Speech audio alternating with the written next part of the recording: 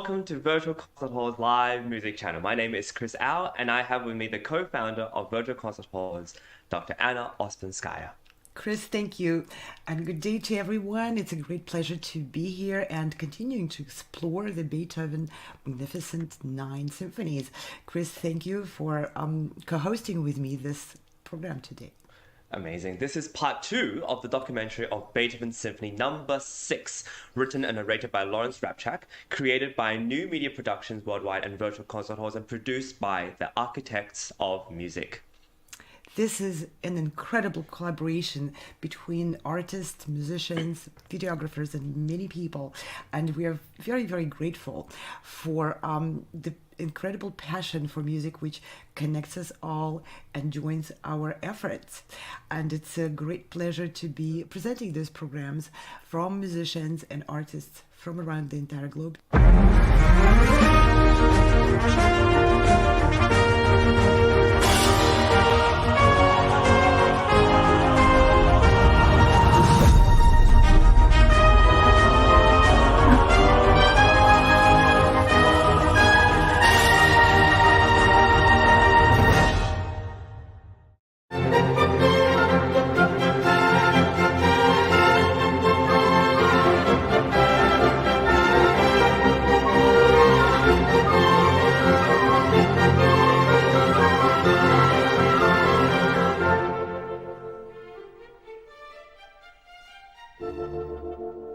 And the clarinets and bassoons, the sounds of nature echoing. And the themes first measure, then the first 4 notes, da-da-da-da, they're now extended gently by the violins.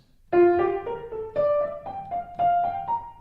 this same motive now becomes a transition, centering around the note G, like so.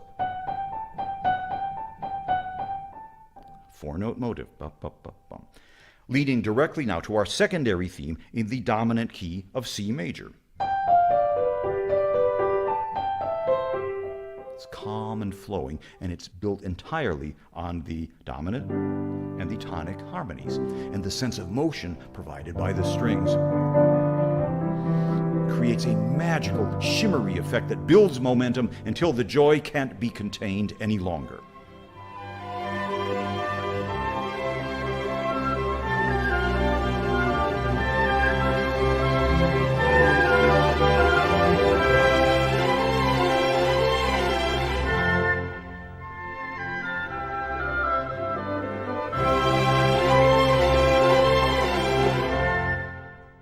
And that exuberant new theme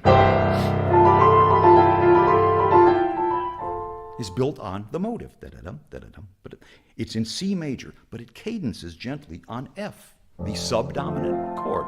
And the oboes continue now in thirds. 4, 1, 5, 1. And it's not that Beethoven didn't use the subdominant chord before this. Of course he did. It's just that it becomes so much more prominent in this work. And it's a major reason for this symphony's emotional warmth. And now a vigorous closing theme in C major. And again, it's built on the rhythm of the motive. Da-da-dum, da-da-dum. And the winds, they're in big octaves. The descending interval, the descending fourth, prominently associated with the sounds of nature. In fact, in Mahler's First Symphony, he used the descending fourth, and he marked it in the score, wie ein Naturlaut, like a sound of nature. So here is Beethoven's vigorous closing theme and the motive in a continuous stream of sound in the low strings with the violin's nature sounds.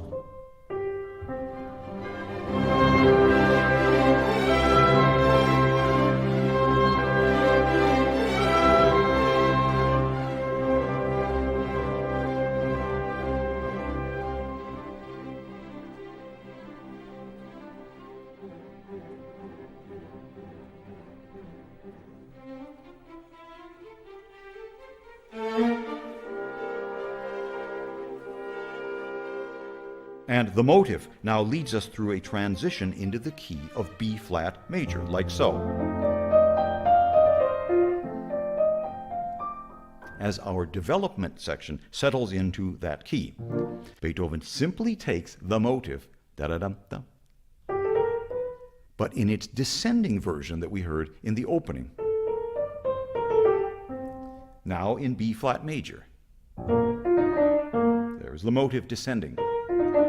And he repeats it continually over a sustained B flat major chord in the winds and horns with an active accompaniment in the violas and celli. And this accompaniment simply outlines B flat major triads, but it's in a gentle triple rhythm. And because this intersects with the duplet rhythm of the theme, 1 and 2 and 1 and 2, we have a rhythmic device that we call 2 against 3 that would become an essential component of the music of Johannes Brahms decades later.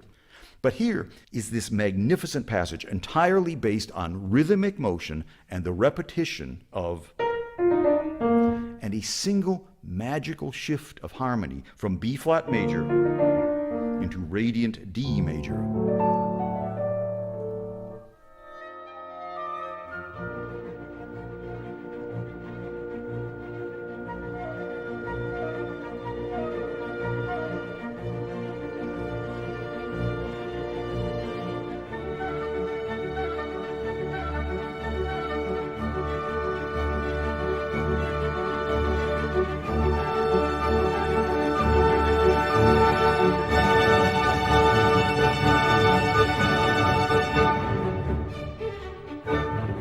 And Beethoven's development section continues with standalone repetitions of the motive. And then higher, then, and he extracts then, as he often does, just 2 notes. Naturlaut, as Mahler would say, sounds of nature, calling, answering. Maybe it's a cuckoo. 2 things about the passage we've just heard.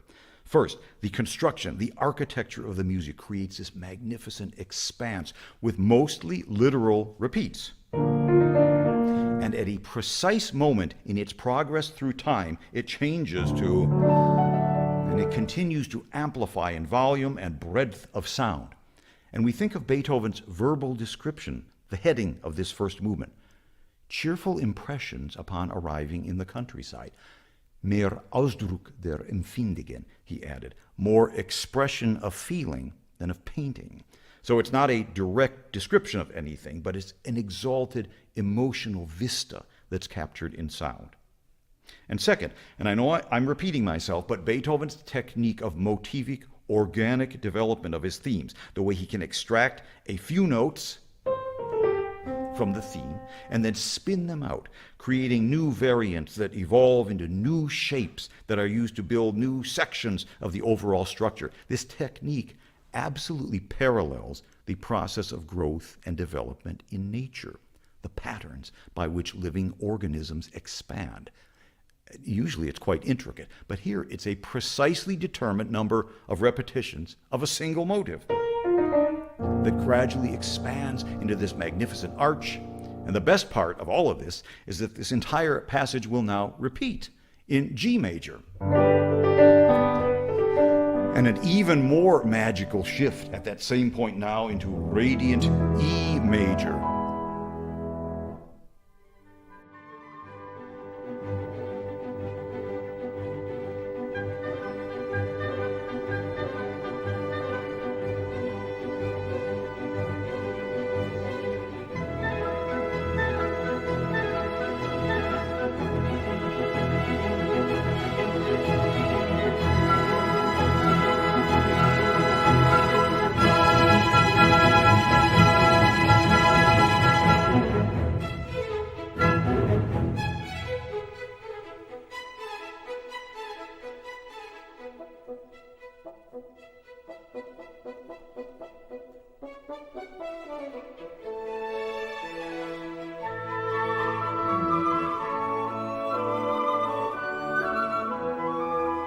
And there, that brief hymn-like progression in A major. And now the development continues using this hymn phrase, but now in G minor. It moves into a brilliant C major. Then back to F major, the tonic key, but with a major arrival point on the subdominant B flat major, like so. Second violins, violas, cello.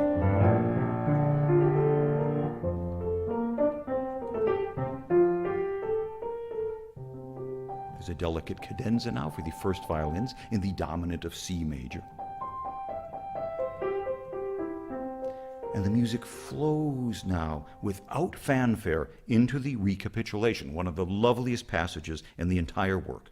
And it features that triplet figuration that we heard from the development section in the low strings. That thing now returns, but it's in the first violins, and it's over the main theme, like so.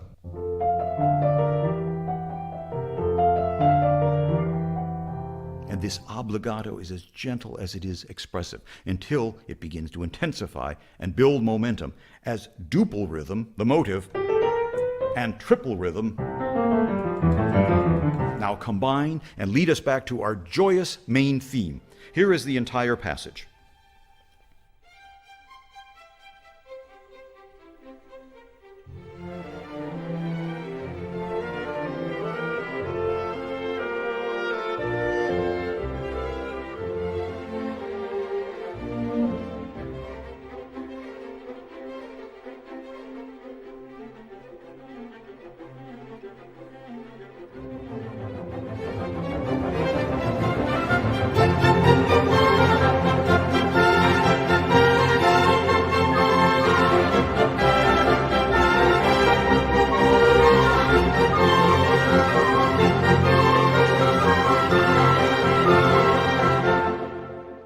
And the recapitulation follows the events of the exposition, now all in the tonic F major. And just as before, the music will die away with nature sounds and the motive in the cello. And again, we have the same brief interlude that led to the development section.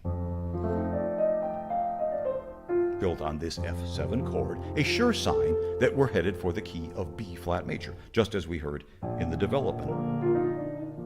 But now, change of plans. An unexpected, robust statement of the main theme by the full string section and French horns.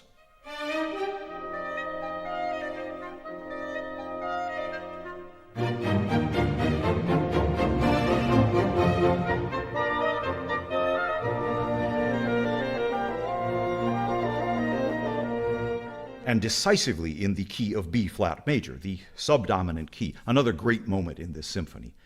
And now we've emerged into a shimmery pastoral vision.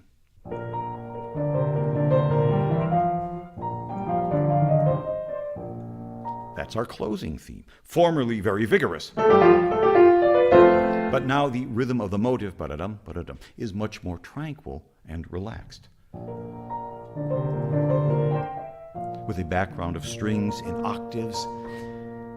And this closing theme in B flat major now crescendos into a glorious, expansive passage, almost hymn-like in its grandeur, and in the tonic F major.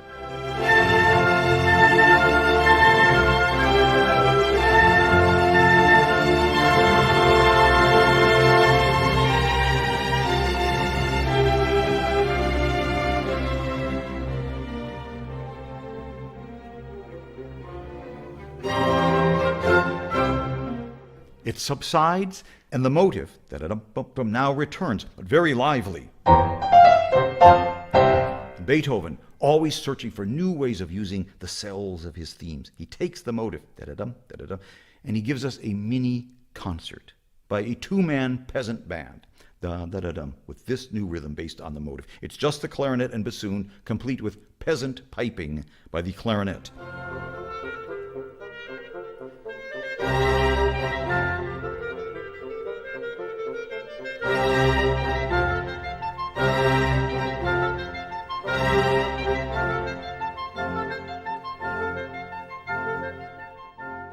And another famous orchestral audition excerpt is born, the clarinet passage.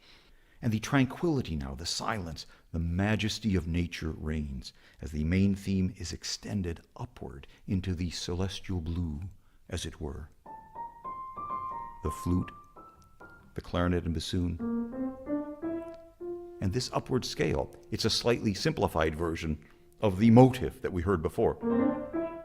But now, and it clearly outlines the subdominant tonality, B flat major, which in my opinion continues to highlight the hymn-like character of this music, especially in light of Beethoven's own words. I wonder what Beethoven's own words would be. I guess we'll have to wait till part 3 to find out what his words are. Exactly. Larry really is great at allowing you a little preview of what's coming, and then satisfying your curiosity. And that's what the great lecture is, igniting the curiosity, igniting the audience's desire to learn more, to find out more. I'm really curious. I don't remember what Beethoven said about that.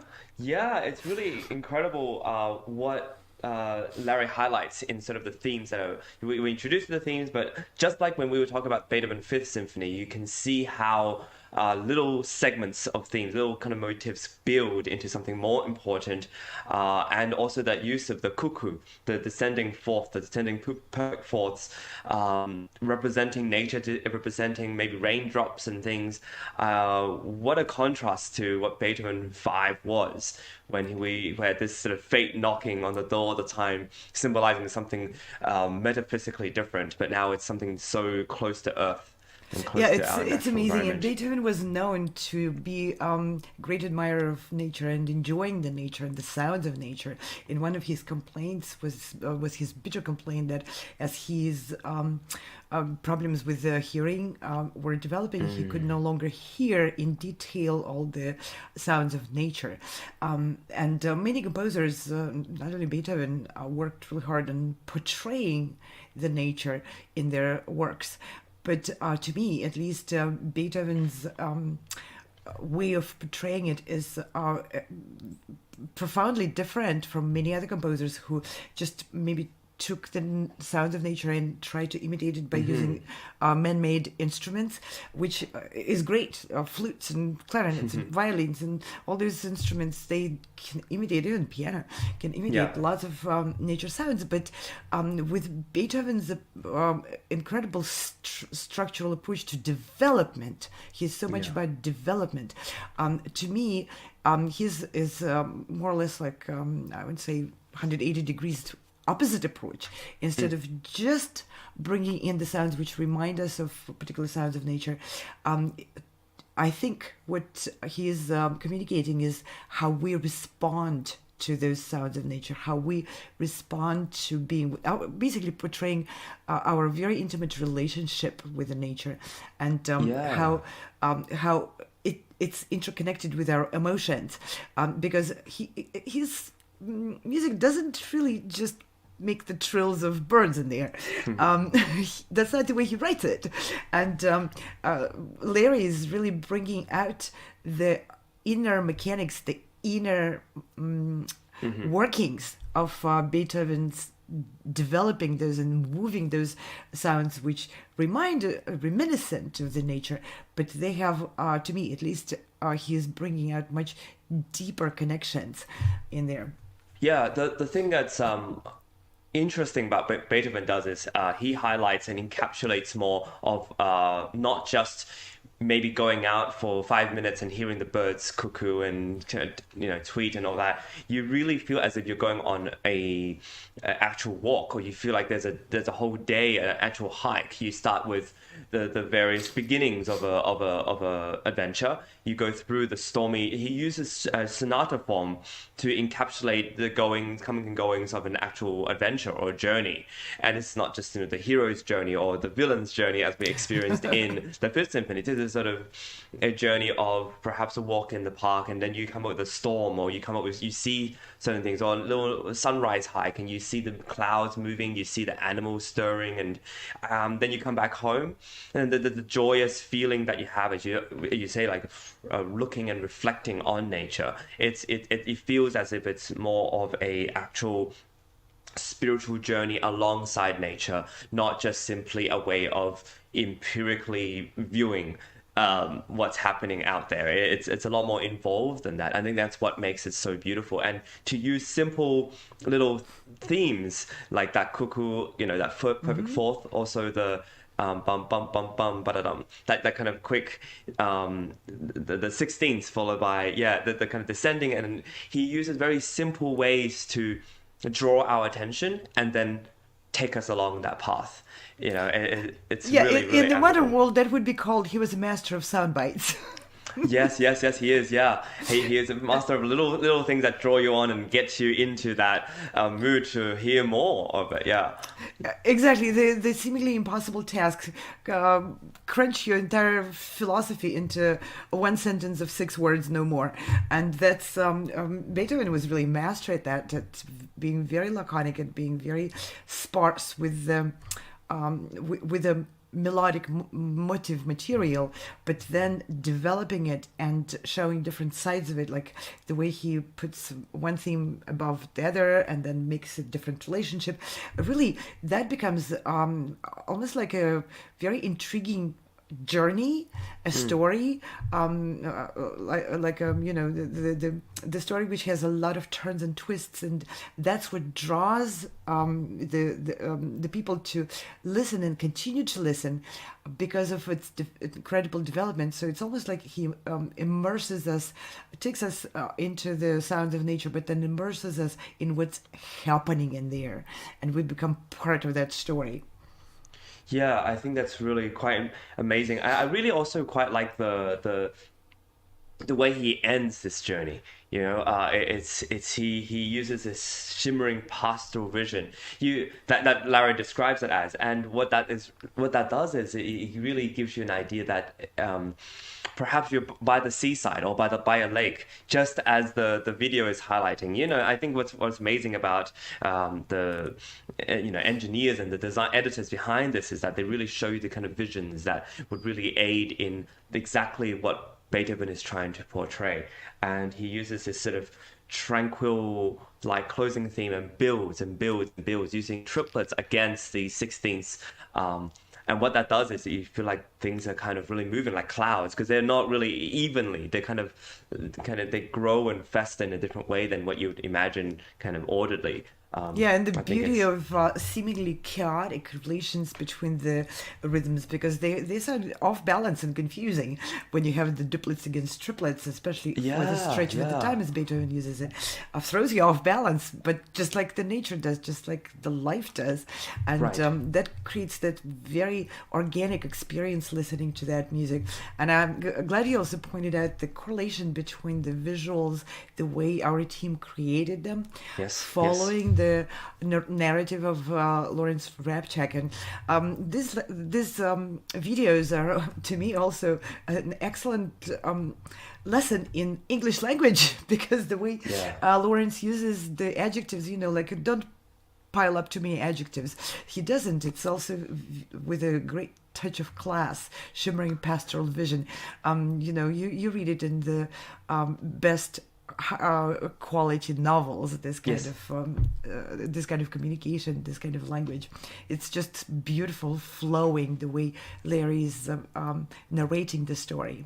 Yeah, I want to, that's really, and on the line of sort of literature and using words, I want to sort of pose this question to our listeners, or to you maybe, and see what you think, is this idea using that as we enter closer and closer to the Romantic era.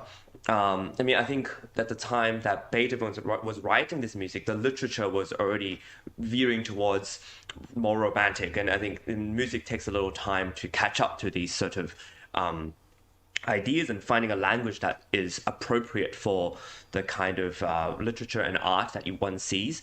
And so with this kind of delving of nature, one can already kind of imagine a more romantic side of music starting to begin. You have this idea that continues to develop, and now we have Richard Strauss's Alpine Symphony. You have many incredible symphonic Mendelssohn and the Hebrides. And then the kind of tone poems that will try to immerse the audience further and deeper into nature.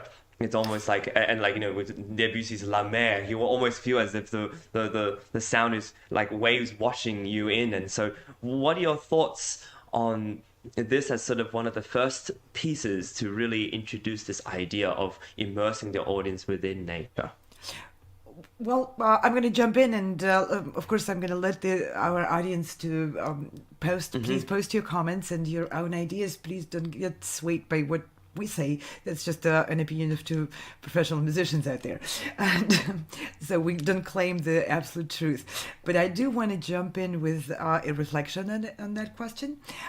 So for composers to play around with the nature and different natural sounds, that's not new. Beethoven didn't invent that. We have samples of that from Renaissance and Baroque periods and early classical periods, and from just about every period of recorded music where we can actually reproduce what composers wrote. Back then goes, thousands of years. And of course, ever since Beethoven too.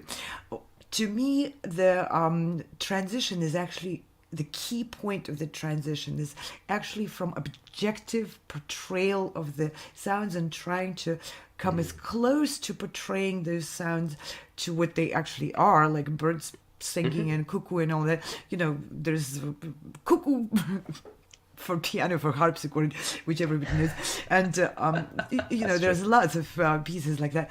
The composers before the Romantic period were focused on bringing, like I said earlier, bringing the instruments to the level of where you can't distinguish maybe even between the sound of the bird and the sound replicated in flute, or something like that.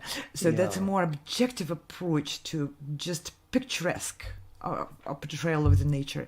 And through this symphony, Beethoven wrote through that sixth symphony, and there were few other works. Something was brewing, about to be born, and that's a different outlook on the nature and different outlook on how the composers approached that, and that was more subjective, and that's what made it more romantic and made it in the end completely fully fledged romantic, which is a subjective experience of the character or the composer himself experiencing nature. And some of the works which were dedicated to nature later on don't necessarily even portray the natural sound, but they are more of an exploration of the reflection of that relationship and the human being within cosmos, and it continues even now. Composers go in that direction. That's a very important part of every artist, to establish their view of where we are in the nature, or nature is a simple word, but in the whole universe. Wow. Well, what a response to my question. I don't even know if anyone can top that. That was really, really amazing. I think it's true. I think it's really quite special how Beethoven and many other romantic and later romantic composers encapsulate man and woman's experience in nature, and as part of a spiritual experience and journey, as well as it's not a novelty anymore. It's not just trying to mimic sounds. It's an actual journey and experience that transforms oneself. I think it's simply put, fantastic. It's not about how the cuckoo sounds, but it's about what we feel when we hear it. Yes, exactly. Yeah, and what the cuckoo reminds us of. There's so much more meaning that's slowly imparted through this, and symbolism as well. And with that, I think we're going to save even more of our deep and wonderful conversation for our next part. For now, we would like to give a great thanks to the team and collaborators, including New Media Productions, Virtual Concert Halls, Architects of Music, and of course, the incredible Larry Rapchak, narrator and writer of this documentary series, which I think is just bringing new heights to our understanding of these great works. I, for sure, am learning so much, and I'm glad to be on this journey with you, Dr. Anna. Yeah, thank you, Chris. And I want to encourage everyone to please check out our Music and Musicians daily live show. In those shows, we present artists, concerts, educational music, film projects brought to you by artists and musicians and music organizations from every part of the world. And if you're interested to be featured in our show, we are very open. Please send us a message, send us your proposal, your topic, what it is you would like to share with the audience. We're looking, of course, for meaningful, encouraging, and inspiring stories and artists. And for all of our current and future events, please go to our websites, and there's several of them: soundespressivo.com, virtualconcerthalls.com, choreorchestra.com, progressivemusicians.com, and many of our collaborators, you'll find links to their websites also on those websites. Yeah, and we're really, really grateful for many collaborations. Absolutely. It's an incredible season we have, and not only are we managing all these different opportunities for musicians, but also we're presenting this documentary as well as just great shows. So thank you to all those people who help us with that, and please support us any way you can, because we give free content out every single day, and I think that's extremely valuable for a lot of people out there. And with that, we'll see you all next time for part 3 of the Beethoven 6 Symphony documentary series. Bye for now. Looking forward to see you again. Bye. No matter where you are or who you are, music connects us all. We started with a dream, but now we are paving the future. Welcome to the Sound Espressiva Global Competition. Fully virtual, yet bringing musicians closer together than ever before, now on a global scale. True live, inclusivity, diversity, connection, community, an extraordinary array of judges. Get noticed by companies all over the world. Prizes, scholarships, performance opportunities. Apply to be a part of the most exciting congregation of artists like nothing you've ever seen before. We guarantee quality and leave no musician behind. We can't wait to hear you on the virtual stage.